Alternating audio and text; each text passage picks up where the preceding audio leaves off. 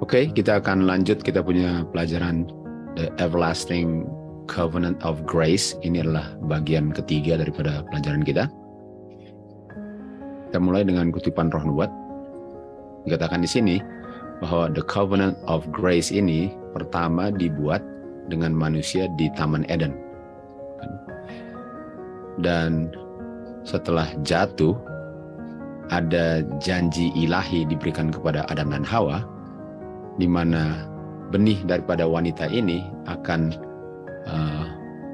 meremuk kepala daripada ular. Ini adalah dia punya janji, ya. Inilah janjinya. Kita tahu bahwa waktu Adam dan Hawa berdosa, dominion yang diberikan kepada Adam sekarang diambil alih oleh setan, sehingga setan menjadi kepala daripada dunia ini atau raja. Jadi janji Covenant of Grace ini, dengan kuasa grace ini, dominionnya akan dikembalikan kepada Adam, sehingga bumi ini akan dikembalikan kepada Adam dan keturunannya. Dan ini akan terjadi dengan ada janji ilahi, bukan janji manusia, ya. Dengan janji ilahi lah ini akan berhasil. Untuk semua manusia, covenant ini offer pengampunan dosa, dan bukan hanya dijanjikan pengampunan dosa, tetapi dijanjikan juga kuasa yang menyanggupkan mereka untuk setelah dosanya diampuni, tidak perlu melanggar, tetapi melalui iman dalam Kristus. Kita tahu grace itu diperoleh melalui iman. Dan janji ini pun menjanjikan kehidupan kekal seandainya atau dengan catatan mereka setia kepada hukum Tuhan. Jadi beginilah semua keturunan Adam dan Hawa waktu janji ini dibuat di Taman Eden menerima pengharapan keselamatan, yaitu ada janji yang menjanjikan dosa mereka diampuni dan kuasa yang menyanggupkan mereka untuk menurut 10 hukum, sehingga kalau mereka menurut 10 hukum, mereka akan memperoleh kehidupan kekal. Bukan hanya kehidupan kekal, tapi dominion yang dirampas oleh setan dikembalikan melalui Kristus kepada Adam, dan rencana untuk manusia, Adam dan Hawa dan keturunannya untuk tinggal di bumi ini selama-lamanya akan menjadi kenyataan melalui ini Covenant of Grace. Okay? Jadi covenant-nya adalah janji Tuhan. Tuhan yang membuat janji. Okay? Jadi prinsipnya, apakah saya percaya nggak perkataan dan janji Tuhan itu? Apakah saya percaya apa yang Tuhan janjikan kepada saya? Dan janji itu ialah righteousness by faith, yaitu saya bisa diampuni dosanya, diberikan righteousness-nya Kristus, dan mempertahankan righteousness-nya Kristus kan dalam penurutan saya, dan semua itu saya terima melalui iman. Saya percaya nggak bahwa saya bisa memperolehnya? Kan? Dan ini pun dijanjikan untuk manusia bisa menurut melalui iman akan semua hukum Tuhan. Okay? Jadi ini diberikannya setelah mereka jatuh dalam dosa. Inilah pengharapan yang dimiliki oleh semua orang yang hidup di dunia ini. Di Efesus 2:8 dikatakan, oleh grace lah saya diselamatkan. Tapi grace itu saya terima melalui iman. Dan keselamatan itu bukan hasil usaha saya sendiri, kan? Bukan hasil pekerjaan saya sendiri. Okay? Keselamatan itu adalah hasil pekerjaan Kristus yang akan diungkapkan dalam penurutan saya. Okay? Inilah dia punya everlasting covenant of grace. Dan kalau saya percaya ini, saya tidak akan berusaha untuk menyelamatkan diri, karena itu adalah pekerjaan Tuhan. Okay? Tuhanlah yang bekerja untuk menyelamatkan saya, bukan saya. Saya punya bagian ialah melakukan apa yang saya perlu lakukan untuk menunjukkan bahwa saya tertarik dengan perjanjian ini dan menerima semua yang saya butuhkan untuk mengungkapkan penurutan itu dalam kehidupan saya. Okay. Di Efesus 2 mulai ayat 11 dikatakan, dulu kita adalah orang kafir di dalam daging. Artinya dulu kita di luar Kristus, dulu. Tetapi, dan dulu kita tanpa Kristus, kita adalah orang asing daripada Israel. Kita tahu Israel adalah Israel rohani kan. Dan kita dulu orang asing dari perjanjian covenant promise ini.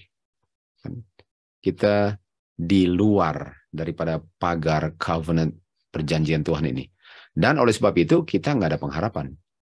Yang membuat kita nggak ada pengharapan ialah kita selalu mau melakukan apa yang Tuhan kehendaki dengan usaha kita sendiri. Sementara itu adalah hasil pekerjaan Tuhan yang saya ungkapkan hasilnya dalam kehidupan saya. Sehingga saya tidak ada pengharapan, selalu gagal. Sama dengan di Roma 7 ayat 15. Ayat 13, tetapi sekarang di dalam Yesus Kristus, yang mana dulu saya jauh, sudah dibuat menjadi dekat. Artinya dosanya sudah disingkirkan. Sekarang di dalam Yesus Kristus, saya dibuat menjadi dekat melalui darah Kristus. Kita tahu, kita sudah belajar tentang darah. Dan darah itulah gospel kan. Darah itu gospel dalam pelajaran pertama kalau nggak salah.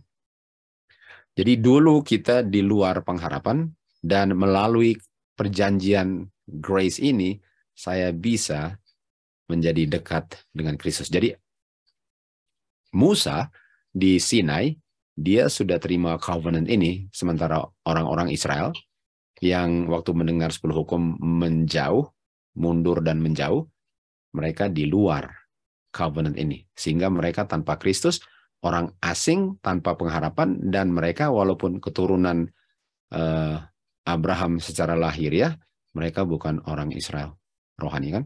Melalui darah Kristus lah ini bisa terjadi. Kita lihat di Keluaran 19 bahwa Tuhan bilang kepada Musa, bilang kepada the house of Jacob dan anak-anak Israel dan umat Israel ini, kamu telah melihat apa yang aku telah lakukan kepada orang-orang Mesir. Jadi yang Tuhan bilang adalah, sayalah yang bawa kamu keluar, sayalah yang dengan kuasa saya membawa kamu keluar, dan apa yang kamu lihat terhadap orang Mesir itu kuasa saya. Jadi sebelum diberikan cuplikan daripada dia punya covenant, Tuhan bilang, saya yang bawa kamu keluar dari Mesir, saya yang bawa kamu keluar dari perbudakan Mesir. Sayalah yang bawa kamu ke padang belantara ini dengan kuasa saya. Dan berdasarkan saya yang lakukan semua itu, Tuhan bilang, sekarang kalau kamu menurut suaraku dan memelihara covenantku, kan? Jadi sudah bisa lihat ya, saya, kalau kamu. Okay? Artinya kamu nggak bisa bikin apa-apa karena semua yang terjadi saya yang buat. Jadi inilah perjanjiannya, ialah saya yang akan tolong kamu. Lalu di ayat 5 dikatakan, kalau kamu mau menurut atau mendengar suaraku dan memelihara covenantku, okay, kamu akan menjadi kerajaan keimamatan dan bangsa yang kudus. Okay. Jadi kita bisa lihat di sini, Tuhan bilang, saya, lalu perjanjiannya, kamu harus menurut. Artinya kalau saya mengerti itu, saya bilang, saya nggak bisa menurut, kecuali Tuhan yang bekerja untuk mengungkapkan penurutanmu dalam kehidupan saya kan. Itu jawaban orang yang mengerti, itu jawaban Musa. Nah ini orang-orang Israel, lain cerita kan, mereka nggak mengerti itu. Sehingga mereka masih di luar covenant, karena semua yang mereka janji kepada Tuhan ialah berdasarkan mereka punya usaha sendiri. Oke, di ayat 8, mereka bilang, semua yang Tuhan telah ucapkan, kami akan lakukan. Oke, kami akan lakukan. Semua yang Tuhan bilang kami akan lakukan. Nah, kita tahu di Efesus 2 ayat 8 kan, tadi dikatakan kamu nggak bisa buat apa-apa dengan usaha kamu, usaha kerja kamu. Okay? Artinya kalau mereka bilang semua yang Tuhan bilang kami akan lakukan, itu sama dengan kami akan berusaha untuk menurut perintah hukummu. Yohanes 15:5 bilang, tanpa aku kamu nggak bisa bikin apa-apa. Hanya melalui kuasaku lah kamu bisa bikin segala hal yang sesuai dengan kehendak Tuhan. Mereka nggak ngerti itu. Nah, jadi kita bisa lihat di sini di Patriarchs and Prophets ini, ada perjanjian yang lain di dalam Alkitab yang namanya perjanjian lama. Perjanjian lama, Old Covenant. Another artinya sudah ada sebelumnya, kan? Nggak bisa another itu kalau ini yang pertama. Artinya sama dengan di Wahyu 13 ada beast dengan another beast. Kan? Kalau ini ada compact itu perjanjian, lalu ada another compact. Artinya harus ada perjanjian dulu sebelum ada perjanjian yang lain.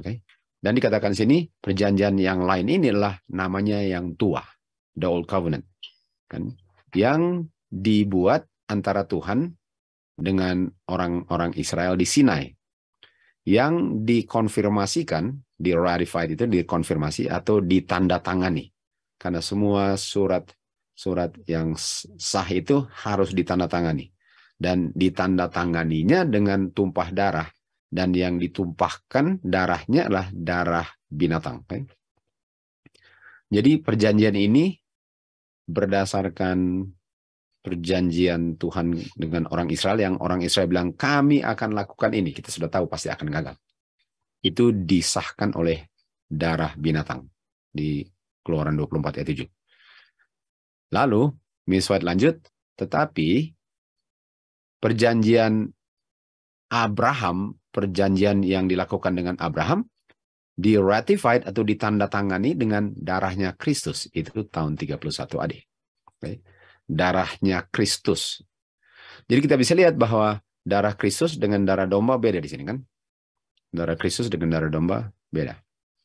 Dan itu covenant yang dibuat dengan Abraham yang tadi kita baca sudah dibuat di Taman Eden dengan Adam, yang adalah compact pertama atau covenant pertama, di mana Sinai itu covenant kedua, itu namanya yang kedua dan itu yang baru.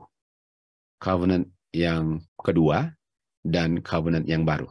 Jadi covenant yang kedua itu sudah ada sebelum yang pertama.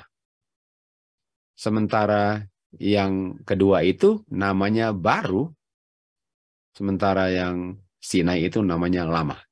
Dan kenapa yang kedua ini baru kalau itu sudah ada duluan?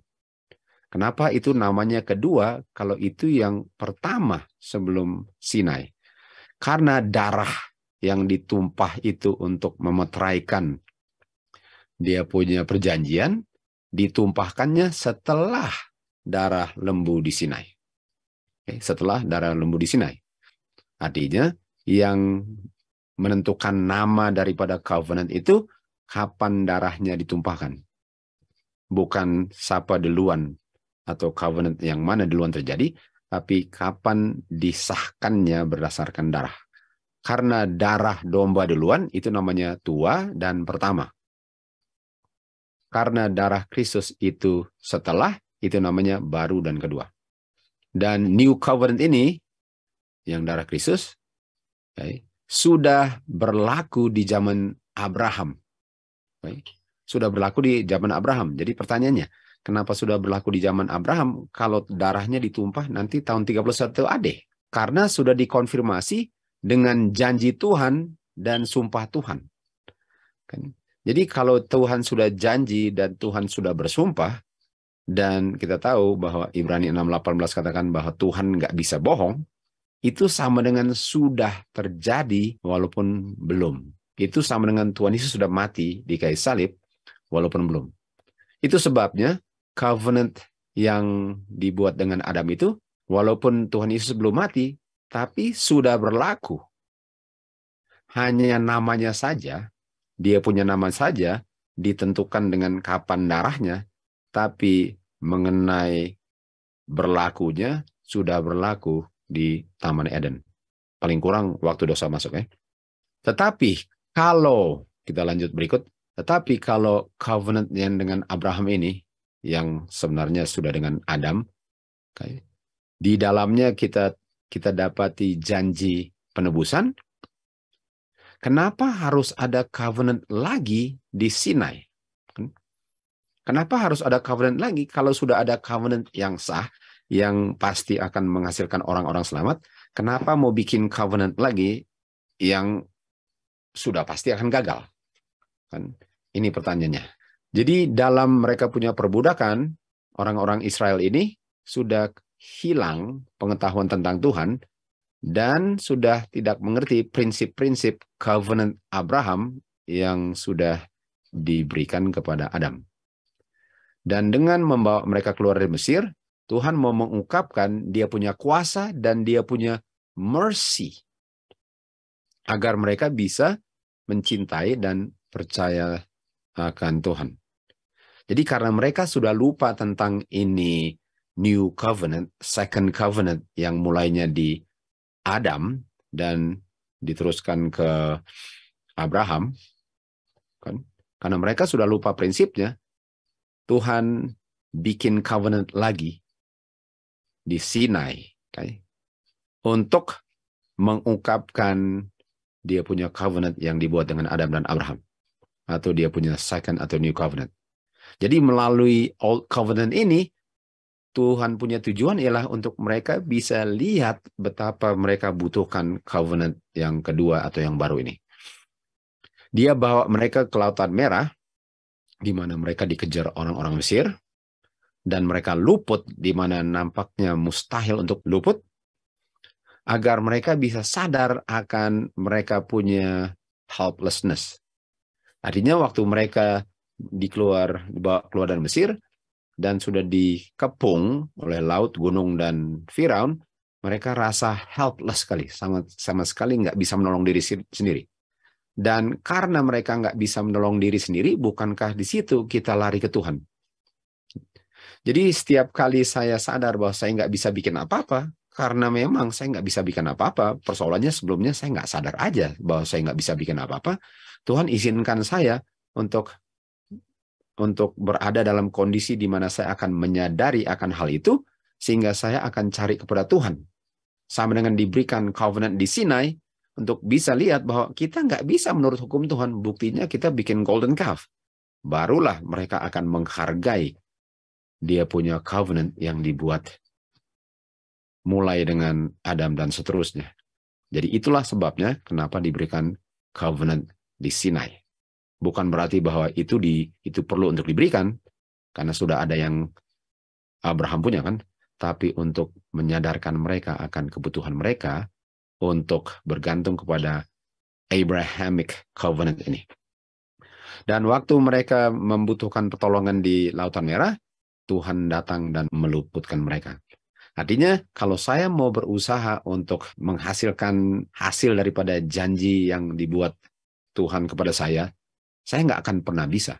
Sama dengan waktu Abraham mau memenuhi janji Tuhan melalui Hagar, dia nggak bisa. Sangat gagal. Dan disitulah dia bisa lihat, oh memang harus percaya Tuhan. Karena kalau nggak percaya Tuhan, nggak akan pernah terjadi. Artinya di Sinai, pas mereka lihat mereka nggak bisa, mereka bisa menghargai covenant grace ini yang sudah ada. Sudah diungkapkan kepada Adam dan Abraham dan seterusnya.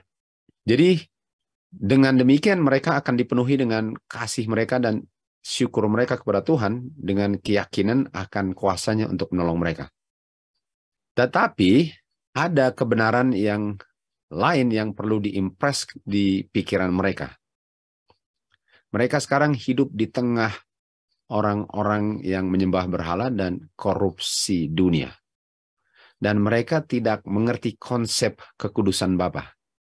Mereka nggak ngerti itu, karena mereka sudah lama sekali tinggal di perbudakan Mesir, sehingga mereka sudah lupa akan kekudusan Bapa. Dan mereka pun tidak sadar akan betapa kejinya dosa yang memenuhi hati mereka. Dan mereka pun tidak menyadari bahwa bukan main mereka punya tenaga sendiri, kekuatan mereka sendiri sangat tidak bisa untuk menurut hukum Tuhan. Sehingga mereka butuhkan juru selamat.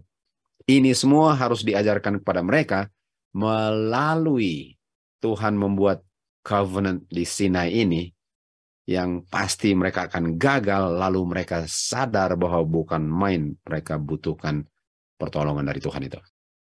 Tuhan membawa mereka ke Sinai dan mengungkapkan kemuliaannya.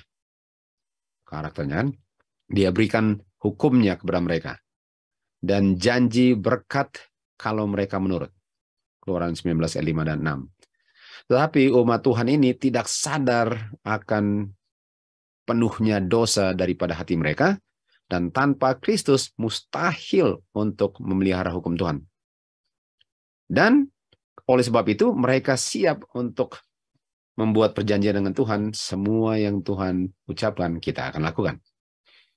Kan?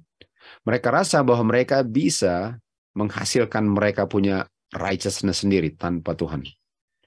Dan mereka bilang, semua yang Tuhan telah bilang kita akan lakukan. Mereka sudah menyaksikan 10 hukum dikumandangkan dalam kedahsyatan di Keluaran 20. Dan gemetar mereka di hadapan gunung. Namun, beberapa minggu kemudian, mereka melanggar covenant yang mereka buat dengan Tuhan waktu mereka sembah itu lembu emas. Jadi mereka bisa lihat bahwa benar-benar kita punya janji itu sia-sia. Kita mau usaha, mau menurut, malahan sembah patung emas yang kita ukir sendiri melalui Harun. Jadi dengan mereka sadar, mudah-mudahan tujuannya ialah untuk mereka sadar. Sadar atau enggak, itu cerita lain ya. Tujuannya ini untuk membuat mereka sadar. Dengan mereka sadar betapa seandainya mereka sadar bahwa mereka nggak bisa menolong diri sendiri dan memenuhi janji dengan usaha mereka sendiri, bukankah mereka akan menghargai sekali covenant selain mereka punya covenant dengan Tuhan kan? Karena mereka punya covenant, mereka telah langgar. Jadi mereka mau sekali untuk menurut hukum Tuhan. Berdasarkan semua yang Tuhan bilang kita akan lakukan. Tapi mereka nggak sadar bahwa mereka nggak bisa. Kan? Dan melihat mereka punya hidup yang penuh dengan dosa dan betapa mereka membutuhkan pengampunan dosa setelah kegagalan covenant ini, mereka dibawa di dalam satu kondisi di mana sekarang mereka membutuhkan juru selamat yang bisa menyelamatkan mereka dari kondisi mereka. Dan juru selamat ini diungkapkan dalam Abrahamic Covenant ini. Atau dia punya New atau Second Covenant kan. Yang mana juru selamat ini sudah dibayang-bayangi oleh korban-korban bakaran yang mereka perlu lakukan dalam bentuk seremonial. Jadi pertanyaannya, apakah covenant yang baru ini yang kedua yang sudah ada di Eden waktu diberikan kepada Adam dan kepada Abraham ini, apakah juru selamat yang dijanjikan untuk menggantikan ketidakmampuan manusia untuk menolong dirinya sudah ada dalam bentuk seremonial? Sudah ada. Sekarang dengan iman dan kasih mereka, mereka bisa dipersatukan kepada Tuhan sebagai juru selamat mereka dari perbudakan dosa. Sekarang, setelah mereka lihat kegagalan mereka dalam mereka punya covenant di Sinai, mereka siap untuk menghargai berkat daripada New Covenant. Jadi, itu Old Covenant itu sama dengan Abraham yang berusaha melalui Hagar untuk memenuhi janji Tuhan. Dan waktu dia gagal, sekarang dia berharap sekali dengan Tuhanlah yang akan menggenapi janjinya sendiri kalau dia percaya. Oke, di Wahyu 1 ayat 17 dikatakan di sini, waktu Yohanes jatuh tersungkur seperti orang mati, dia dengar suara mengatakan, jangan takut, akulah yang awal dan akulah yang terakhir. Kita sudah tahu di TM 31 dikatakan, kamu nggak perlu takut akan masa depan, kecuali kamu lupa masa lampau bagaimana Tuhan menuntun kita. Artinya, Tuhan yang menuntun kita dulu adalah Tuhan yang sama yang menuntun kita sekarang dan nanti. Tapi kamu akan ragu dan takut, cemas akan masa depan, kalau kamu lupa bahwa Tuhanlah yang selama ini menuntun kamu. Karena Tuhan adalah yang dulu, sekarang, dan selama-lamanya kan. Ibrani 13 ayat 8. Sejarah Israel kuno adalah ilustrasi atau kembarnya daripada sejarah orang-orang Advent. Di gerakan Advent ini, Tuhanlah yang sebagaimana Tuhan menuntun orang Israel dari Mesir, Tuhan pun menuntun orang-orang yang keluar dari masa kegelapan 1260, yang akhirnya menamakan dirinya Seventh Day Adventist, kan? Sejarah terulang kembali. Namun, kita tahu bahwa mereka harus mengembara di padang belantara untuk 40 tahun lamanya, karena mereka nggak bisa lihat juru selamat mereka melalui dia punya korban-korban, kan? Jadi waktu Tuhan berikan mereka ceremonial law, yang adalah bagian daripada Abrahamic Covenant, mereka nggak bisa lihat juru selamat mereka. Padahal itulah sebabnya diberikan supaya mereka bisa melihat juru selamat mereka, kan? Itulah sebabnya. Dan kalau saya nggak bisa lihat juru selamat saya dalam ceremonial law, tentu saja waktu Tuhan Yesus datang saya akan tolak dan pakukan. Dan itu sebabnya mereka harus putar padang belantara untuk 40 tahun. Dan demikian juga kalau umat Tuhan yang keluar dari masa kegelapan ini setia untuk dituntun Tuhan dengan kuasa Tuhan, mereka sudah bisa lihat keselamatan, atau mereka sudah bisa lihat kedatangan Tuhan Yesus kedua kali di awan-awan. Jadi persoalannya dengan umat Tuhan sekarang sama dengan apa yang terjadi di zaman Israel. Berusaha tanpa pertolongan Tuhan. Betul, saya ada bagian usaha saya. Dan usaha saya itu ialah untuk belajar, untuk mengetahui, untuk menyelidiki, untuk menggali. Tapi kuasanya itulah kuasa Tuhan yang bekerja dalam saya untuk mengungkapkan penurutan saya akan 10 hukum Tuhan. Dan itu terulang kembali, sehingga sekarang kita belum masuk kerajaan surga. Seandainya mereka setia dan tidak mengulang sejarah Israel, kita sudah masuk kerajaan surga. Bukan kita ya, karena bisa saja kita nggak masuk, karena kita nggak pernah lahir. Di sini katakan, Kristus sedang menunggu dengan satu keinginan yang besar untuk dirinya diungkapkan dalam gerejanya. Jadi menunggu. Prinsipnya Tuhan Yesus menunggu. Dan kita tahu yang dia tunggu ialah karakter Bapa diungkapkan dalam gerejanya, yang adalah karakternya sendiri, kan? Dan itu hanya bisa terjadi kalau saya memandang karakternya, memandang glorinya, melihat Tuhan Yesus dalam semua yang saya lakukan. Sebelum kayu salib, melihat Tuhan Yesus di dia punya service daripada ceremonial law. Untuk sekarang saya, semua yang saya lakukan, termasuk visi itu, saya lihat Tuhan Yesus punya kebaikan. Dia punya judgment Tuhan terhadap anaknya, dan mercy-nya kepada saya. Itulah yang saya lihat, sehingga karakter saya, 2 Korintus 3:18, akan dirubahkan sesuai dengan karakter Bapa, dan waktu karakternya dengan sempurna direproduce dalam gerejanya, baru dia datang. Artinya, Tuhan Yesus nggak datang setelah 1888. Kenapa? Karena mereka nggak bisa lihat karakter Bapa yang diungkapkan dalam hukumnya, dan hukumnya itu ada diungkapkan dalam ceremonial law, dan mereka nggak bisa lihat karakter Bapa dalam ceremonial law, sehingga mereka nggak pernah bisa Kristus nggak pernah akan bisa perfectly reproduce karakternya kalau mereka nggak bisa lihat karakternya. Jadi itulah yang akan menentukan kapan Tuhan Yesus datang. Bukan kehendak Bapa lah bahwa Israel akan mengembara di padang belantara untuk 40 tahun. Dia ingin untuk menuntun mereka langsung ke tanah Kanaan, dan dia ingin untuk mereka menjadi bangsa yang kudus dan orang-orang yang bersukacita di tanah yang dia sudah janjikan. Walaupun ini bukan yang dijanjikan pada Abraham, tapi sementara, kan. Mereka nggak bisa masuk karena mereka tidak percaya, mereka murtad, mereka tinggalkan kebenaran, dan banyak dibinasakan di padang belantara. Dan orang lainlah yang dibangkitkan untuk meneruskan perjalanan ke tanah perjanjian. Demikian juga bukan kehendak Bapa bahwa kedatangan Kristus harus di-delay atau ditunda, dan umat Tuhan harus lebih lama lagi tinggal di dunia penuh dengan dosa dengan penderitaan ini. Tetapi karena tidak percaya, sama dengan orang-orang Israel, itulah yang memisahkan kita dari Tuhan. Dan mereka nggak mau melakukan pekerjaan yang ditetapkan Tuhan bagi mereka untuk dilakukan. Sehingga sekarang Tuhan akan bangkitkan dan selalu membangkitkan orang lain untuk melakukan pekerjaan yang mereka tidak melakukan.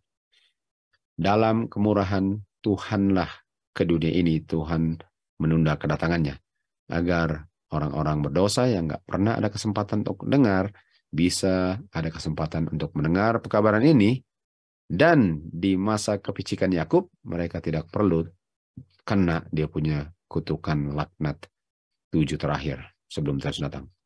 Jadi inilah yang sedang ditunggu. Dan penting sekali untuk mengerti 10 hukum, statutes dengan dia punya judgment, semua yang Tuhan berikan bagi kita, karena dengan kita mengerti itu dan menghidupkannya dalam kehidupan kita, dan melakukan apa yang kita perlu lakukan, Tuhan Yesus akan segera datang. Ibrani 4 ayat 1 dikatakan, hati-hati karena nanti janji yang dia janjikan kepada kita bisa saja kita tidak peroleh. Kenapa? Ayat 2, karena kita sudah diberikan kepada kita gospel, kuasa Tuhan itu. Gospel adalah Tuhanlah yang bekerja dalam saya, kan? Bukan saya yang berusaha. Sudah diberikan gospel, dan gospel itu dalam bentuk sanctuary, kan?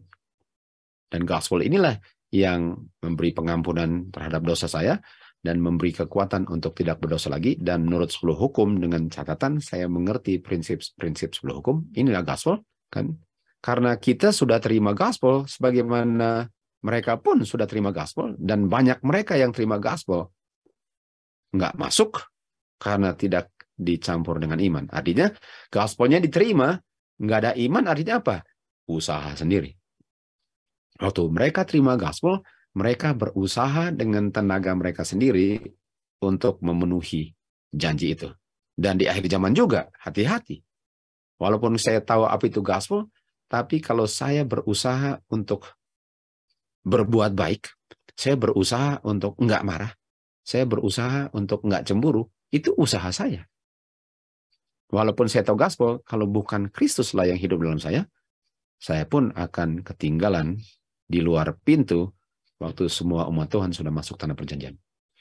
Roma 6 ayat 1 dan 2 katakan, apakah kita akan tetap berdosa agar grace bisa diberikan dengan limpah? Oh tidak, nggak bisa. Artinya grace itu untuk tidak berdosa. Grace itu bukan untuk saya bisa diampuni walaupun saya berdosa terus.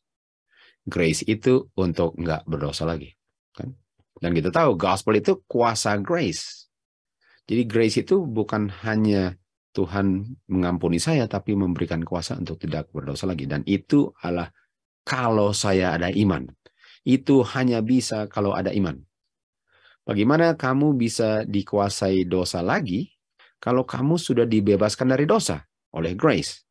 Artinya untuk masuk ke dalam dosa ialah untuk tinggalkan grace. Kamu kan sudah tidak dituduh hukum sebagai pelanggar, karena kamu sudah di bawah grace, dan grace itu membuat kamu tidak melanggar. Kenapa mau masuk ke dalam dosa lagi? Dan untuk masuk dalam dosa ialah untuk tidak beriman. Keselamatan manusia ialah percaya Tuhan yang bekerja. Sama sekali bukan bagian saya. Oke, itu dia punya janji ya. Dia punya janji covenant ialah saya percaya nggak bahwa Tuhan bisa memenuhi janjinya, dan bagian saya adalah percaya, dan semua yang diperintahkan saya lakukan saja. Karena waktu saya lakukan, itu Tuhan, roh Tuhan bekerja dalam saya. Bukan usaha saya, tapi pekerjaan Tuhan yang diungkapkan dalam kehidupan saya, dengan rohnya bekerja dalam saya. Oke, kita akan masuk ke 2 dispensasi sekarang. Oke, ada 2 dispensasi. Apa ini 2 dispensasi? Kita lihat di sini bahwa nomor 1, konklusi, ini Uriah Smith ya. Konklusi sangat jelas, dia bilang bahwa ada 2 covenant. Nah, kalau 2 covenant, saya setuju kan? Kalian juga setuju. 2 covenant, Old Covenant, New Covenant, First Covenant, Second Covenant. Ada 2 covenant. Dan 2 covenant ini, kita bisa lihat ada 2 grand division, 2 bagian. 2 bagian daripada pekerja yang surga telah kerjakan untuk keselamatan manusia. Jadi ada 2 bagian. Ada dua bagian pekerjaan Kristus selamatkan manusia. Artinya Tuhan punya pekerjaan untuk menyelamatkan manusia bisa dibagi dua katanya. Dibagi dua dispensasi. Dua dispensasi. Artinya bagian pertama Tuhan bekerja, cara Tuhan bekerja bagian pertama beda dengan cara kedua. Lalu kita lanjut, dan kepada Tuhan Yesus, mediator daripada New Covenant. Okay? Tuhan Yesus adalah mediator daripada New. Okay? Kita tahu New Covenant. Kita tahu kan tadi New atau the second. Lalu dikatakan, kita sekarang datang ke Tuhan Yesus, mediator yang sesungguhnya, bukan kepada imam-imam di dispensasi sebelumnya. Jadi dia bilang ialah ada dua dispensasi, dan dua dispensasi ini ialah satu diikuti yang lain. Artinya dispensasi pertama imamnya adalah imam-imam dunia. Dispensasi kedua dia punya imam adalah Tuhan Yesus. Okay. Di mana perpisahannya antara dua dispensasi ini? Uriah Smith bilang. Jadi sekali lagi, New Covenant itu setelah dispensasi sebelumnya. Artinya dia bilang Old Covenant itu di belakang, itu imamnya adalah manusia. Dan setelah itu, New Covenant, imamnya Tuhan Yesus. Jadi itulah urutannya. Kita lanjut. Dan darah yang dipercik bicara tentang hal-hal yang lebih baik daripada yang Abel punya. Yaitu, sekarang ada yang minister bagi kita, darah Tuhan Yesus, korban yang lebih baik, yang benar-benar mengambil dosa kita sebagai kenyataan. Bukan darah-darah binatang yang hanya simbol. Artinya, dia bilang, dispensasi pertama, Old Covenant, okay. Old Covenant, First Covenant, itu saya harus hadapi imam dan darah domba. Jadi di situ nggak ada Tuhan Yesus sebagai imam, nggak ada darah Tuhan Yesus. Di New Covenant, itu darah Tuhan Yesus dan Tuhan Yesus imamnya. Jadi boleh dikatakan bahwa sebelum the New Covenant, nggak ada keselamatan. Karena darah domba nggak bisa selamatkan. Imam hanya Tuhan Yesus selamatkan. Jadi apakah ada keselamatan di dispensasi sebelum New Covenant ini? Uriah Smith bilang, okay? Apa artinya? Bisa lihat dengan jelas, okay, bahwa semua ini kita harus mengerti masuk dalam dispensasi, kan? Bagaimana semua privileges atau kesempatan dan berkat di bawah gospel. Okay. Artinya semua berkat yang saya terima dari gospel, kita tahu gospel menyelamatkan, kuasa Tuhan yang menyelamatkan, kita bisa nikmati, tapi kita nggak bisa nikmati di dispensasi sebelumnya. Okay. Ini dia. Kita tidak bisa nikmati di dispensasi sebelumnya. Artinya dispensasi sebelumnya nggak ada gospel. Tunggu. Bukankah gospel mulainya di Eden? Jadi dia bilang dari Eden, saya akan bilang sampai kayu salib nggak ada gospel. Nanti setelah kayu salib baru ada gospel. Itu yang dia bilang dua dispensasi. Okay? Ini dia punya gambar. Okay? Ini pre-gospel dispensation, artinya dispensasi sebelum Injil. Dan ini namanya former dispensation. Ini Old Covenant. Dan kita di bawah hukum. Okay? Dosa akan menguasai kamu karena kamu di bawah hukum. Setelah kayu salib, gospel dispensation, the latter dispensation, the new covenant, kita di bawah grace. Kamu nggak bisa di bawah dosa. Sin have no dominion of you. Dosa nggak ada kuasanya di atas kamu karena kamu tidak di bawah hukum. Ini dia punya prinsip. Jadi Uriah Smith punya covenant dibagi dua. Dispensasi pertama, dispensasi kedua. Dan yang sebelumnya ini kiri, ini hukum. Artinya hukumnya dipakukan di kayu salib karena diganti dengan grace. Bisa lihat. Lalu kita ke Wagner. Sebagaimana Kristus disembelih dari fondasi bumi ini, dia pun dibangkitkan dari kematian dari fondasi bumi ini. Jadi Tuhan Yesus nggak hanya disembelih di fondasi, dia pun sudah bangkit dari fondasi. Jangan tunggu kayu salib baru dia bangkit. Kita tahu di Wahyu 13:8 Tuhan Yesus disembelih di foundation. Dan dia tambahkan, dia pun bangkit. Karena kalau dia bangkit, artinya gospel sudah mulai di Eden. Karena Tuhan Yesus menyelamatkan manusia dengan kehidupannya. Dengan kehidupannya. Dan kalau dengan kehidupannya, artinya dia harus bangkit dulu. Tapi kalau dia bangkitnya 31 AD, artinya nggak ada yang bisa diselamatkan oleh kehidupannya sebelum kayu salib, dan kehidupan domba tidak bisa menyelamatkan. Oleh sebab itu, dispensasi Kristen ini mulainya di saat mulainya manusia jatuh, paling kurang. Paling kurang. Artinya mulai diactivate lah. Karena kita tahu ini namanya everlasting covenant, artinya sudah ada di Zakaria 6:13 kan, tapi mulai diactivate di Eden.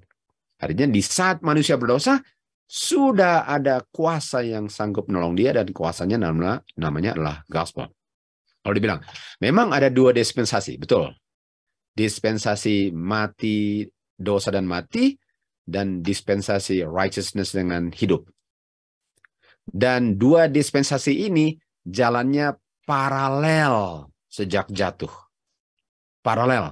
Sementara kita lihat Uriah Smith punya bukan paralel. Ini kayak gerbong kereta api diikuti gerbong yang lain. Sementara Wagner punya pengertian adalah ada dua gerbong, satu di rel kiri, satu di rel kanan sejak manusia jatuh dalam dosa. Memang ada dua dispensasi, tapi paralel. Jadi katakan sini bahwa kapan saja orang itu bisa dari yang lama ke yang baru. Dan di saat dia pindah dari lama yang baru, semua yang lama sudah digantikan dengan yang baru. Musa berada di dispensasi yang baru. Abraham dalam kehidupannya sebelum kayu salib, di lama lalu ke baru. Yakub sebelum kayu salib, lama ganti ke baru sebelum kayu salib kan. Jadi bagaimana orang bisa bertobat dan diselamatkan kalau dispensasinya seperti itu, seperti dispensasinya daripada Uriah Smith kan. Kenyataan yang sederhana ialah, yang semua harus ingat ialah, nggak ada orang bisa diberkati sekarang untuk melakukan apa yang membuat dia dibawa ke bawah hukuman Tuhan, untuk kutukan Tuhan. Artinya, sekali lagi, nggak ada orang bisa diberkati sekarang, kalau dia bikin sesuatu yang membuat dia dikutuk. Tuhan punya kehendak itu selalu sama. Kalau dia bilang ini kutukan, nggak ada selain dosa. Artinya kalau orang dikutuk itu karena dosa. Dan nggak ada yang pernah dikutuk selain untuk dosa. Artinya kapan saja ada dosa, kapan saja bisa diberkati. Jadi nggak bisa untuk sebelum kayu salib itu kutuk semua, lalu setelah itu berkat semua di mana nggak ada yang dikutuk. No, kutuk dan berkat bisa berdampingan, dan saya bisa ganti rel kereta api kapan saja. Bapa tidak pernah berubah, standar benar dan salah selalu sama. Apa saja dibilang sini, apa saja yang membuat orang terkutuk 4.000 tahun lalu akan membuat orang itu terkutuk hari ini. Di dua dispensasinya Uriah Smith nggak bisa. Nggak bisa. Sementara Wagner bilang, kamu bisa terkutuk dulu, dan kutukan dulu itu bisa berlaku sekarang. Kamu bisa diberkati dulu, dan berkat itu bisa berlaku sekarang. Artinya ada dua dispensasi yang paralel dari mulai probation sampai tutup probation. Dari Kejadian 3 ayat 6 sampai Daniel 12 ayat 1, dua dispensasi paralel kan. Di mana saja kamu dapatkan kutukan untuk orang berbuat sesuatu, jaminlah kan bahwa hal itu akan selalu dan selama-lamanya perlu dihindari oleh manusia. Artinya jangan bilang, oh kalau di sini nggak akan ada kutukan lagi, karena kita sudah di dispensasi berkat. Dan kalau dulu jangan harap diberkati kalau kita didispensasi kutuk. Itu Uriah Smith punya, bukan surga punya. Galatia 3 ayat 10 katakan, sebanyak mana orang berusaha untuk melakukan hukum, semua dikutuk. Dan terkutuklah semua orang yang tidak tetap untuk melakukan semua yang tertulis dalam buku. Jadi dibilang sini ya, kalau kamu tidak melakukan hukum, kapan saja kamu terkutuk di saat kamu nggak lakukannya. Nggak bisa setelah kayak salib, saya nggak terus dalam dalam hukum Tuhan, tapi tidak terkutuk karena saya didispensasi berkat. Jadi sudah bisa lihat betapa bedanya ini prinsip covenant ini ya. Jadi kalau mereka nggak bisa lihat gospel dulu, akhirnya dispensasinya menjadi seperti gini. Makanya kita bisa lihat bahwa keselamatan itu kan kita butuhkan apa? Kita butuhkan feast kan untuk selamat. Dan apakah feast ada sebelum kayu salib? Ada. Apakah harus ada setelah kayu salib? Ada. Karena itu soal kehidupan kan? Itu soal kehidupan. Jadi nggak bisa bilang dulu itu hanya berlaku sampai kayu salib dan semua yang dilakukan dulu nggak berlaku lagi. Makanya mereka bilang kita nggak perlu bikin feast lagi. Itu kan dulu. Kalau mau selamat itu harus bikin feast dulu. Sekarang kalau mau selamat nggak perlu bikin feast karena kita sudah masuk dispensasi yang baru, the new covenant.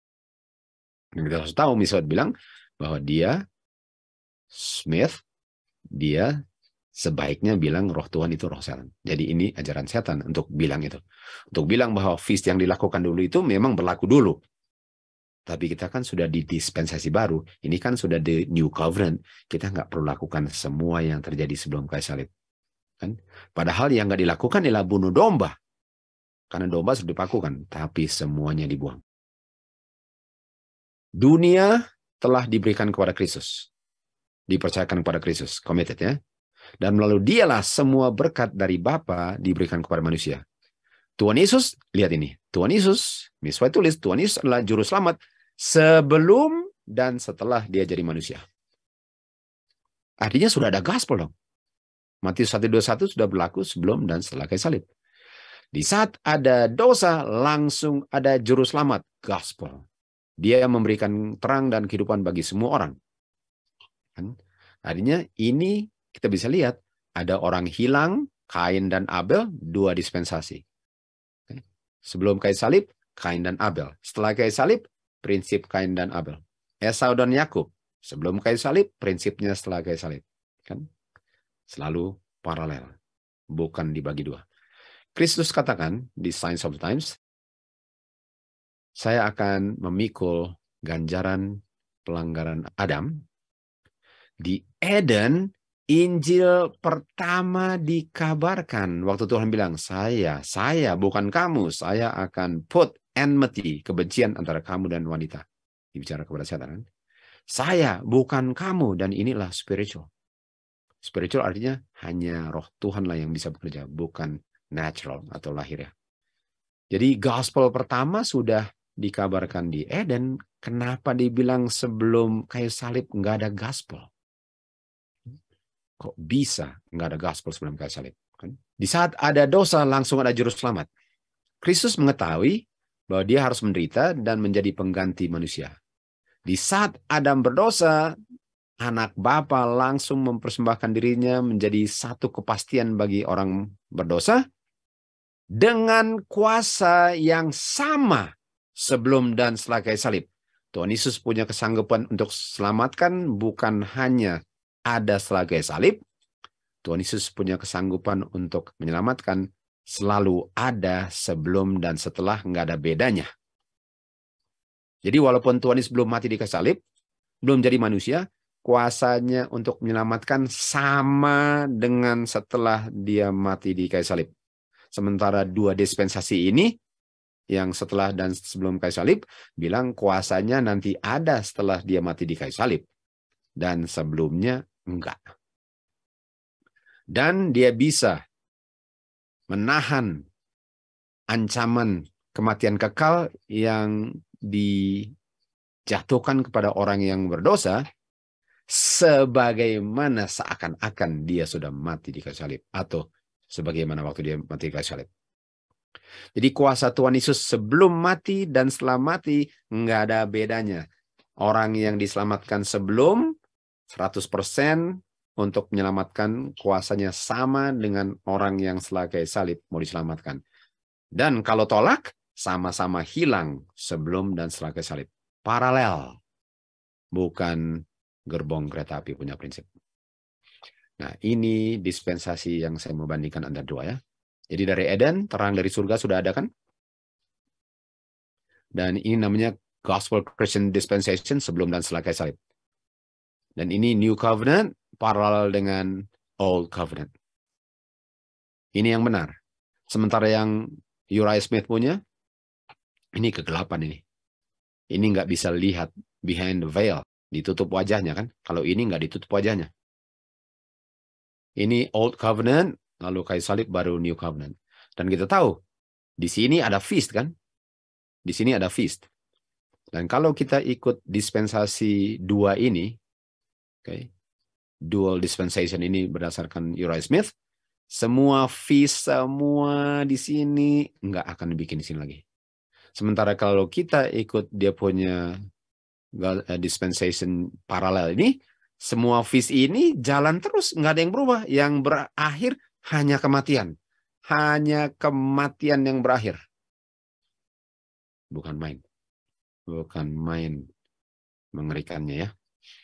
Oke, Covenant of Grace ini dibuat di Eden. Covenant ini diperbaharui kepada Abraham dalam janji. Oke. Sudah diterima melalui iman dan ratified, dikonfirmasi dengan Kristus. Itu namanya New Covenant. Hukum Tuhanlah dasar daripada covenant ini. Abraham punya covenant disahkan oleh darah Tuhan Yesus, namanya the second atau New Covenant. Kan? Dan itu terjadi second dan new itu karena namanya berdasarkan darah yang mana yang ditumpahkan di luar. Yang tadi kita lihat kan. Sama dengan di Keluaran 24 ayat 7. Dikatakan semua yang Tuhan lakukan, yang Tuhan perintahkan, kita akan lakukan. Lalu Musa ambil darah, ini darah daripada Old First Covenant, lalu dituangkanlah darahnya, dan berdasarkan itulah covenantnya. Itu sebabnya karena darahnya domba dituangkan duluan di Sinai, itu namanya first dengan old. Okay? Tetapi kalau Abraham punya covenant ini, ada dia punya promise, janji daripada penebusan, kenapa dibutuhkan covenant lain di Sinai kan? Dan kita sudah belajar tadi. Kenapa? Supaya mereka sadar betapa mereka butuhkan covenant yang pertama, karena yang kedua ini berdasarkan mereka punya usaha sendiri. Mereka punya usaha sendiri. Dan Tuhan izinkan mereka buat covenant ini supaya mereka sadar betapa sia-sianya mereka punya janji. Walaupun mereka mungkin jujur, tapi jujur dalam kesalahan nggak ada gunanya. Di saat Adam jatuh dalam dosa di Eden, Tuhan langsung menjadi penggantinya dengan kuasa as much power.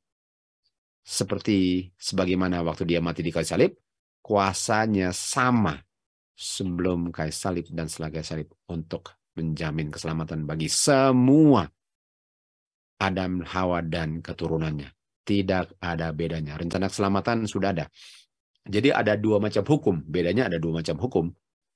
Dan satu hukum itu menunjukkan tentang gospel dalam bentuk simbol. Dan yang seremonial yang di mana ujungnya itu kematian, nggak perlu lagi karena Tuhan sudah mati. Tapi diganti dengan apa? Diganti dengan kita mengingat kembali akan kebaikan Tuhan melalui makan dan minum yang melambangkan dia punya tubuh dan dia punya darah. Tapi kuasa untuk menyelamatkan di sebelum kayu salib nggak ada bedanya dengan kuasa yang menyelamatkan setelah kayu salib. Lalu dikatakan di sini, Petrus membuka mulutnya, dia bilang apa? God is no respecter of person. Di dua dispensasi, masa Tuhan bilang, well, kamu di sini harus berusaha lebih sedikit ya. Soalnya saya punya anak belum mati, jadi berusahalah. Bukankah usaha apapun akan gagal? Kenapa mau harapkan mereka berusaha dan bukan pilihan mereka untuk lahir di situ? Tapi sorry, kamu lahir di sini ya bagaimana mau selamat? Padahal Elia, Henokh, Musa sudah masuk surga di dispensasi yang katanya usaha sendiri. God is no respecter of person. Nggak ada bedanya. Nggak ada bedanya. Dalam perbudakan, umat Israel sudah kehilangan pengetahuan tentang God, dan prinsip-prinsip daripada covenant-nya Abraham mereka sudah lupa. Dengan membawa mereka keluar dari Mesir, Tuhan mau mengungkapkan dia punya kuasa. Dan dia punya kuasa ini kapan? Sebelum kayu salib. Ini kan, dia mau kasih tunjuk dia punya kuasa. Apakah kuasanya setelah kayu salib? No, kuasanya sebelum kayu salib di Sinai. Ini Sinai. Dan inilah covenant-nya Abraham di Sinai. Inilah yang dibilang New Covenant dan sudah ada sebelum kayu salib. Dan dia punya mercy. Mereka punya pikiran sudah dibutakan dengan perbudakan dan kekafiran sehingga mereka tidak bisa menghargai fully prinsip-prinsip sulh hukum. Jadi setelah mereka lihat mereka gagal dalam mereka punya usaha untuk menurut hukum Tuhan, Tuhan berikan apa? Tuhan berikan prinsip-prinsip 10 hukum yang akan membuat mereka mengerti prinsip 10 hukum more fully. Dan ini adalah judgment dan statutes. Jadi setelah mereka sadar mereka nggak bisa menurut, mereka sekarang perlu menurut 10 hukum kan? Tapi sebelum menurut 10 hukum, mereka harus mengerti dulu prinsip 10 hukum. Makanya diberikan, setelah mereka lihat betapa sia-sianya mereka punya covenant, sekarang mereka menurut 10 hukum, tapi 10 hukum dijelaskan melalui Law of Moses, dan waktu mereka mengerti, bukan main. Siapa yang perlu hilang setelah itu? Dan Law of Moses itu yang terdiri daripada judgment dengan statutes inilah yang menolong mereka mengerti 10 hukum sebagai dasar untuk menerima janji Tuhan yang dijanjikan kepada mereka. Dan salah satu daripada dia punya statutes apa? Yearly feast. Feast diberikan, apakah feast itu bagian daripada New Covenant? Ya, Moses kept the feast. Kan? Moses kept the feast, kita akan lihat. Moses kept the feast. Dan dia di sebelum kayu salib, dan itu New Covenant. Makanya mereka bilang, itu feast nggak ada gunanya, karena itu Old Covenant. Ini hukum ini dicatat oleh Musa untuk mengilustrasikan prinsip 10 hukum, agar mereka tidak berdosa. Nah, ini mereka punya perbudakan di Mesir. Mereka tidak kenal Tuhan lagi, prinsip 10 hukum mereka tidak tahu, yang adalah prinsip-prinsip judgment, diberikan untuk mengilustrasikan dan menjaga 10 hukum untuk tidak dilanggar. Dengan statutes melakukan hal yang sama juga, karena mereka sudah tidak kenal Tuhan melalui hukumnya. Karena mereka sudah kehilangan pengetahuan prinsip daripada New Covenant of Grace, yaitu janji penebusan adalah Tuhan yang bekerja. Ini yang menyebabkan mereka perlu diberikan dia punya covenant di Sinai agar mereka sadar bahwa mereka punya covenant ini sia-sia, jangan berusaha sendiri. Tetapi ada sesuatu yang lain yang ingin untuk diimpress dalam pikiran mereka. Apa itu? Mereka nggak ngerti Tuhan itu kudusnya bukan main. Dan betapa berdosanya mereka. Dan betapa mereka nggak sanggupnya untuk melakukan apa-apa untuk keselamatan mereka. Untuk bisa menurut 10 hukum, mereka butuhkan juru selamat. Nah, jadi lihat sini. Sementara mereka nggak kenal Tuhan, lalu mereka mau coba selamat sendiri. Artinya kalau mereka mau berusaha untuk selamat sendiri, semua yang Tuhan bilang kita akan bikin, itu Old Covenant. Mereka nggak butuhkan juru selamat. Tuhan sengaja kasih ini supaya mereka sadar betapa mereka butuhkan juru selamat. Dan Tuhan kasih tunjuk kuasa juru selamat dan mercy-nya yang sanggup untuk menolong mereka.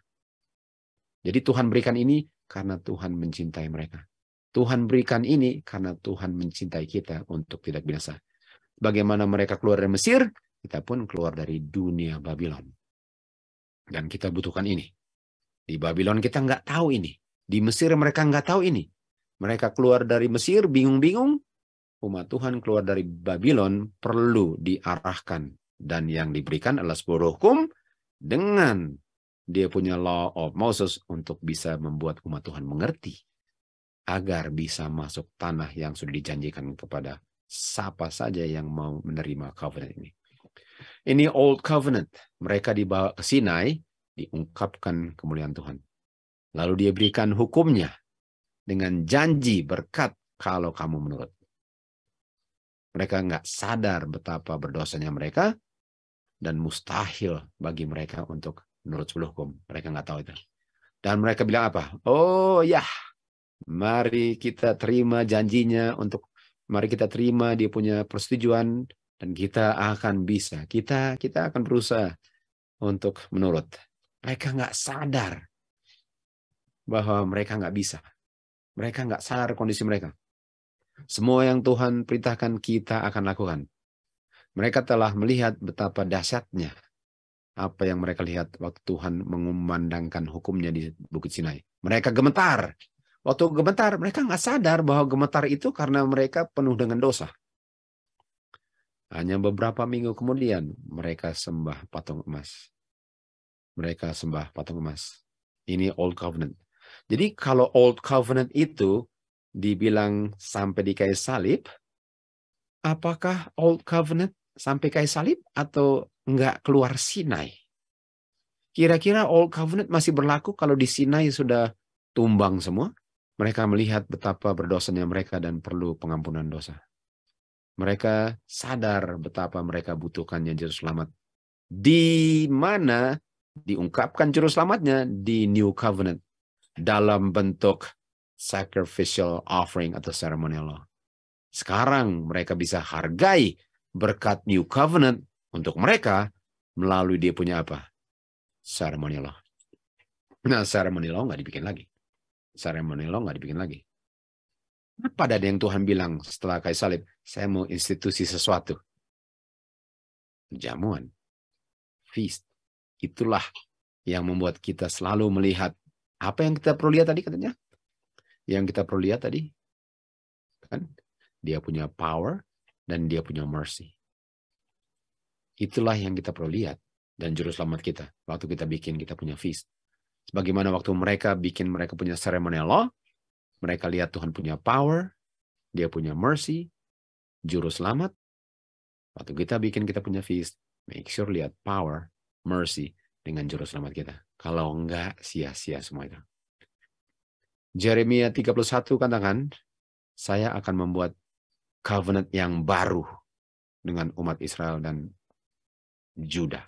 Covenant baru kan? Bukan sesuai dengan covenant tua yang saya buat dengan mereka di Bukit Sinai. Yang mereka langgar. Bukan Tuhan yang langgar, mereka yang langgar. Dan apa yang Tuhan bilang, inilah covenant yang saya akan bikin dengan mereka. Saya akan tulis hukum saya di hati mereka. Saya akan tulis di inward parts mereka. Jadi beda daripada Old dengan New Covenant apa? Yang satu ditulis di loh batu, yang satu ditulis di hati manusia. Dan kalau ditulis di dalam hati, apa yang terjadi? 5:1-10, by the Spirit, create in me. Ciptakanlah kembali di dalam aku hati yang bersih dan memiliki right spirit, roh Tuhan. Artinya covenant itu antara dua. Apakah saya waktu lihat 10 hukum, saya bilang, saya mau menurut itu? Atau apakah hukum yang ditulis di dalam hati, roh Tuhanlah yang bekerja untuk mengungkapkan penurutan Kristus yang saya terima waktu saya ada iman dan di-impute dia punya righteousness. Righteousness by faith ialah mengungkapkan karakter Kristus dalam saya. Righteousness by works, saya lihat hukum, saya berusaha untuk tidak melanggar. The old and the new covenant. Mana yang kita mau pilih? Karena inilah yang akan menentukan kapan, berapa segera Tuhan akan datang. Covenant itu yang new ini di-establish dengan janji yang lebih baik. Di mana orang punya dosa diampuni, diberikan grace, diberikan hati yang baru, dan sekarang dia harmoni, sinkron dengan prinsip-prinsip hukum. Kita tahu prinsip Law Moses. Dan dia bilang, saya akan letakkan hukum saya di dalammu dan menulis di dalam hati kamu. Saya akan ampuni kamu, dosamu tidak akan diingat lagi Karena mereka nggak akan cetak lagi. Kalau roh Tuhanlah yang berdiam dalam mereka kan. Hukum yang sama itu yang diukir di dua lau batu sekarang ditulis oleh Roh Kudus di dalam saya punya hati. Saya nggak perlu untuk berusaha untuk menghasilkan kebenaran saya selain terima Tuhan Yesus punya kebenaran yang ditulis dalam hati saya lalu saya ungkapkan dalam kehidupan saya. Tuhan Yesus punya penurutan diterima waktu saya menerima righteousness Kristus. Jadi yang Bapak lihat ialah anaknya punya penurutan waktu saya terimanya melalui iman. Lalu saya punya hati diperbaharui oleh Roh Kudus. Melalui grace-nya Kristus, saya bisa hidup menurut akan semua hukum Tuhan yang ditulis dalam saya punya mind, bukan ditulis di batu. Jadi kalau firman Tuhan masuk, saya izinkan Roh Tuhan masuk dengan iman. Itu pengertian semuanya di dalam pikiran saya, bukan hanya saya baca apa yang saya lihat di kertas atau di dua loh batu. Dan Roh Kuduslah yang menolong saya untuk ingat dan tidak melayani daging dan melakukan apa yang Tuhan kehendaki untuk saya lakukan. Dan dengan demikian Tuhan akan memenuhi janjinya karena saya percaya itu, dan saya akan menerima tanah perjanjian dan hidup di tanah itu untuk selama-lamanya. Jadi the old covenant nggak ada keselamatan di situ, kan? The old covenant nggak ada keselamatan. Promise, janji penebusan nggak ada Kristus. Dalam beberapa minggu mereka sudah langgar berdasarkan perbuatan usaha mereka sendiri, berdasarkan kemampuan dia sendiri untuk menurut 10 hukum. Dia nggak bisa harap Tuhan please dengan apa yang dilakukan. Dan itu berdasarkan hukum yang ditulis di batu. Tulis di batu kan, itu old covenant. Dan the same law in the new covenant, hukum yang sama tapi bedanya ditulis di mana kan? Kalau ini di batu, yang satu di hati kan. Sementara di new covenant dibilang ada janji penebusan, ada juru selamatnya, dan ini kekal bukan cuma beberapa minggu, berdasarkan Kristus punya perbuatan, berdasarkan Kristus punya kemampuan untuk menurut, dan saya bisa mengharapkan God is pleased dengan saya, dan hukum itu ditulis di dalam hati, dan padahal hukum itu ada di Old Covenant, tapi salah penempatan tulisnya. Jadi semoga kita bisa mengerti bahwa sejak Adam berdosa sampai detik terakhir sebelum Daniel 21, the new covenant selalu enforce, siap untuk menolong siapa saja yang percaya akan janjinya. Setan berusaha untuk memisahkan dua rel kereta api sejak manusia jatuh dalam dosa. Dia pisah sebelum kayu salib dan setelah kayu salib. Sehingga semua yang baik sebelum kayu salib itu, yang selalu harusnya ada di setelah kayu salib, dibuang. Lalu kita hanya harap dari grace saja. Dan kalau berdosa, kan berdasarkan grace. Jadi semoga semua kalian yang mempelajari pelajaran ini bisa benefit dari pelajaran ini. Kalau belum mengerti, ulang-ulang. Nonton berkali-kali. Karena ini benar-benar adalah kita punya keselamatan. Jadi sampai sini dulu kita punya part ketiga. Satu part lagi, part keempat. Sampai kita ketemu di pelajaran berikutnya.